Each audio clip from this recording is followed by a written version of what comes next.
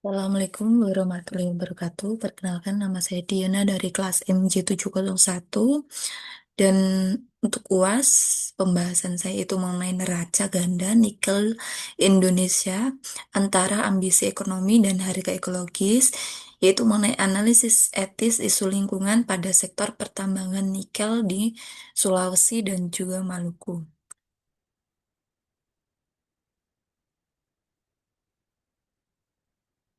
Sektor pertambangan nikel, epicentrum transisi energi yang berisiko. Yang pertama, kredit ekonomi. Indonesia menguasai 21% cadangan nikel dunia. Kemudian pertumbuhan investasi masih dan ambisi menjadi pusat rantai pasok global kendaraan listrik. Kemudian debit lingkungan, pencemaran sungai di Halmahera, deforestasi ekstrim di Morowali, kemudian konflik lahan warga dengan perusahaan tambang. Transisi menuju energi hijau global saat ini dibayar dengan degradasi lingkungan lokal di Indonesia.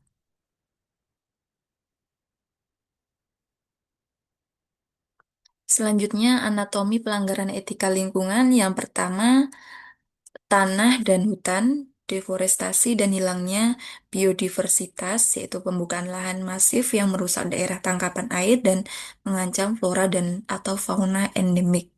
Kemudian yang kedua, udara dan iklim, emisi PLTU batubara atau captive power plants, fasilitas pengolahan nikel sangat intensif karbon, bertentangan dengan tujuan sustainability dari produk akhir atau EV. Kemudian yang terakhir, air dan laut, itu pencemaran limbah tiling, pembuangan limbah ke laut atau deep sea tiling placement, atau kebocoran bendungan tiling yang menghancurkan ekosistem pesisir.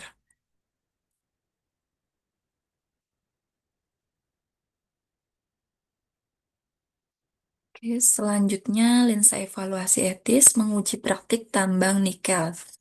Yang pertama, utilitarianisme, yaitu fokus utamanya manfaat maksimal bagi mayoritas.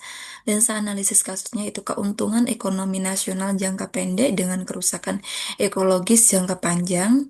Kesimpulan etisnya itu gagal, kerugian jangka panjang akibat hilangnya ekosistem dan biaya pemulihan jauh melampaui keuntungan finansial sementara. Kemudian deontologi atau KAN, kewajiban moral dan hak asasi yang absolut. Kemudian lensa analisis kasusnya, hak warga lokal atas lingkungan yang bersih dan sehat. Itu kesimpulan etisnya melanggar kewajiban. Perusahaan memperlakukan alam dan masyarakat lokal hanya sebagai alat atau means untuk mencapai profit, bukan sebagai tujuan atau ends. Dan keadilan atau ROCS itu fokus utama distribusi beban dan manfaat yang adil. Dengan lensa analisis kasus, siapa yang untung, siapa yang menanggung dampak toksiknya. Kemudian kesimpulan etisnya, tidak adil, korporasi global dan investor menikmati profit, sementara masyarakat lokal menanggung 100% dampak dari kesehatan dan kerusakan lingkungan.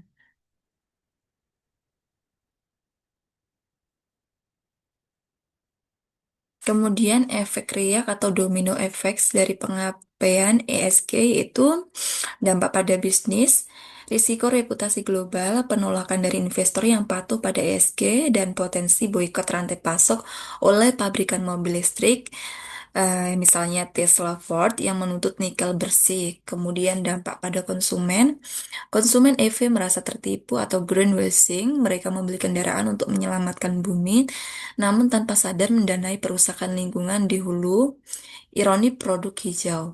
Kemudian dampak pada masyarakat dan ekosistem, hilangnya mata pencarian nelayan dan petani lokal akibat polusi, krisis air bersih, peningkatan ISPA atau infeksi saluran pernafasan, dan kerusakan permanen pada ruang hidup warga.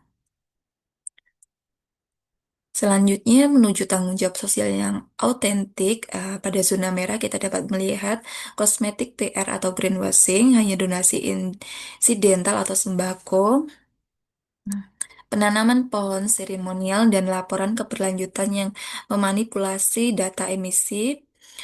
Praktik tambang inti tetap merusak. Kemudian pada zona hijau, Transformasi operasional atau real CSR, investasi pada teknologi pengolahan limbah, transisi dari PLTU batu bara ke energi terbarukan di smelter, dan pelibatan warga lokal dalam Dewan Pengawas Lingkungan. Selanjutnya, peta jalan solusi menyeimbangkan kembali neraca. Kemudian pilar utama transparansi radikal atau aspek deontologi, yaitu mewajibkan audit ekologi independen berkala yang hasilnya dapat diakses publik, menghentikan praktik penyembunyian data limbah tiling. Pilar kedua, keadilan komunitas atau aspek keadilan, menerapkan FPIC Free, Fair, and Informed Consent secara ketat sebelum ekspansi lahan, memberikan kompensasi yang adil, dan merelokasi fasilitas yang mencemari sumber air warga. Kemudian pilar ketiga, inovasi sirkular atau aspek utilitarianisme, yaitu beralih dari captive PLTU ke sumber energi bersih untuk smelter, serta berinvestasi pada teknologi dry stack tiling untuk mencegah pencemaran laut.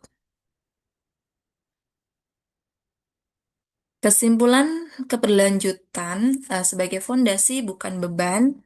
Dalam paradigma etika bisnis modern, tidak ada transisi energi global yang adil jika dibangun di atas penderitaan ekologis lokal. Nikel adalah masa depan ekonomi di Indonesia. Sedangkan etika adalah jaminan masa depan itu sendiri. Bisnis yang mengabaikan daya dukung lingkungan pada akhirnya akan menghancurkan rantai pasoknya sendiri. Profitabilitas dan keberlanjutan harus menjadi satu neraca yang seimbang.